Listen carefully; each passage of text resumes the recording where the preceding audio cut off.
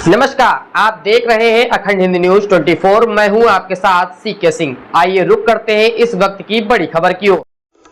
लखनऊ में 21 दिसंबर को ज्वेलर्स का महाधिवेशन, सुरक्षा पेंशन सहित कई मांगे उठी। ज्वेलर्स एसोसिएशन के राष्ट्रीय अध्यक्ष मुकुल वर्मा ने राष्ट्रीय महामंत्री पुष्पेंद्र जायसवाल एवं अध्यक्ष किशोर सक्सेना के साथ जानकारी देते हुए बताया कि आगामी 21 दिसंबर को लखनऊ में संगठन का महाधिवेशन आयोजित किया जाएगा। इस महाअधिवेशन में सराफा व्यवसाय से जुड़ी सुरक्षा व्यवस्था, राजनीतिक मंचों पर प्रभावी भागीदारी, व्यावसायिक हितों में जुड़े अहम मुद्दों पर सरकार से ठोस कदम उठाने की मांग की जाएगी। नेतृत्व ने कहा कि एक प्रांगण में सराफा व्यवसाय से जुड़ी गतिविधियों के लिए भूमि आवंटन किया जाए तथा सराफा व्यवसायियों के लिए पेंशन व्यवस्था सुनिश्चित की जाए।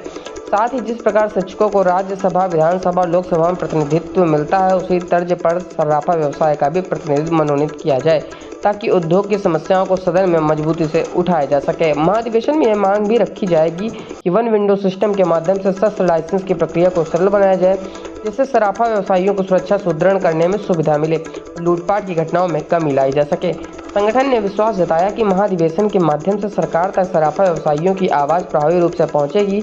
NGJCI जो 90% सूक्ष्म सराफा वर्ग के लिए बनाई गई है, उसमें सभी सहभागिता वाले कानून बनाए जाएं। ज्वेलरी उद्योग के कॉर्पोरेट्स इस काउंसिल में 95% सराफा वर्ग की उपेक्षा कर रहे हैं, अतः इसके AOA एवं चुनाव उप विधियों में परिवर्तन किया जाए। कार्यक्रम में मुख्य प्रमुख रूप से अनुराग दुबे, शैलेंद्र शर्मा, कृष्णा वाजपेयी, श्याम वाजपेयी, विपिन वर्मा, गोविंद सिंह, कृष्ण पखीरा, कपिल वर्मा, भाभी वर्मा, राकेश वर्मा, कालीचरण वर्मा, पुरुषोत्तम वर्मा आदि प्रमुख रूप से उपस्थित रहे। देखिए कानपुर से संदीप कुमार की खास रिपोर्ट। मैं ऑल इंडिया ज्वेलर्स एसोसिएशन के राष्ट्रीय महामंत्री 21 दिसंबर को आनंदी वाटर पार्क लखनऊ में होने वाले हमारे राष्ट्रीय महाधिवेशन में हमारे अध्यक्ष मुकुल वर्मा, हमारे कार्यक्रम संयोजक लोकेश अग्रवाल जी, हमारे चेयरमैन किशोर सक्सेना जी, उनके नेतृत्व में वहाँ पर एक विशाल सम्मेलन का आयोजित किया गया है, जिसमें पूरे भारतवर्ष से हमारे सराफा व्यवसायी वहाँ पर एकत्र होकर सराफा व्यवसायी को होने वाली समस्याओं पर चर्चा करेंगे, जिसमें प्रमुख रूप से इनकम टैक्स, GST पेड, हमारे जो भी सराफा व्यवसायी हैं उनको सरकार के द्वारा पेंशन दी जाए और जो हमारे प्रमुख रूप से सड़क बोर्ड का गठन किया जाए, जिसमें हमारे सराफा व्यवसायियों से उसमें उनको स्थल दिया जाए और जिस तरीके राज्यसभा, लोकसभा, विधानसभा में शिक्षकों की ये एक प्रतिनिधि मंडल होता है, उस तरीके सराफा व्यवसायियों को भी वहाँ पर एक अपनी बात रखने का दिया जाए मंच, कि जिसमें सराफा व्यवसायी को होने वाली समस्याओं का वहाँ पर हम लोग चर्चा कर सकें। और शस्त्र लाइसेंस जो कि यहाँ पे काफ़ी टाइम से बंद है, उसके लिए सिंगल विंडो की मांग करी गई कि शस्त्र लाइसेंस जो कि लूटपाट होती है, अपराधी अगर शस्त्र लाइसेंस हमारे दुकानों में होगा तो सराफा व्यवसायियों की दुकानों में लूटपाट नहीं होगी।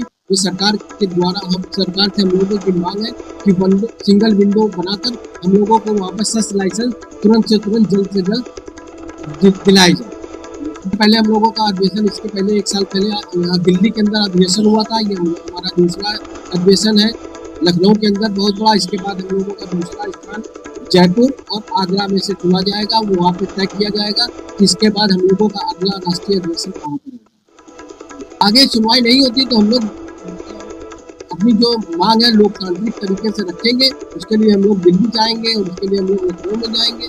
वहाँ पे हम लोग उच्च अधिकारियों से, जितने हमारे लोग हैं उनसे हम लोग रख के अपनी समस्याओं को निस्तारण कराने की कोशिश करेंगे।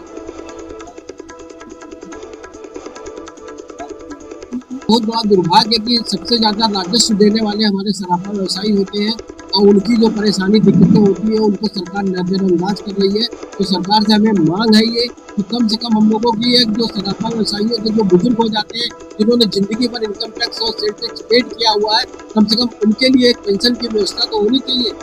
बुढ़ापे का सहारा सभी के लिए होता है, जो सरकारी कर्मचारी होते हैं उनकी पेंशन होती है। तो सराफा व्यवसायी और हमारे जितने भी व्यापारी भाई हैं, वो लोग जिंदगी भर कमा कर सरकार को राजस्व के रूप में टैक्स देते हैं। तो कम से कम सरकार का भी ध्यान हम लोग आकर्षण करना चाहते हैं कि वो हम लोगों को भी एक पेंशन की योजना चालू की।